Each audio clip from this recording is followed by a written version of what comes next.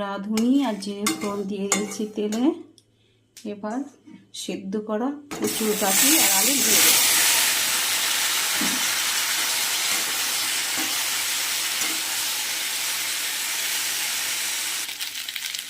নুন, হলুদ আর একটু কালারের জন্য শুকনো লঙ্কার গুঁড়ো দিয়ে দিয়েছি এর মধ্যে। এবার একটু আদা, জিরে বাটা আর একটু কাঁচা লঙ্কা বাটা দিয়ে দিই। এটা দিয়ে ভালো করে এবার কষিয়ে নিই।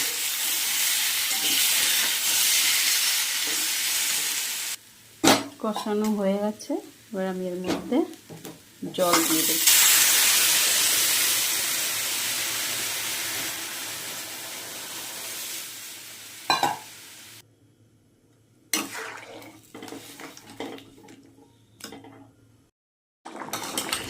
ঝোলের মধ্যে মাছগুলো দিয়ে দিচ্ছি।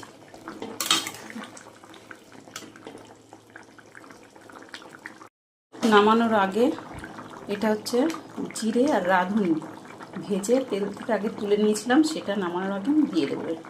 এটা দিলে তরকারির স্বাদটাই পুরো পাল্টে যাবে।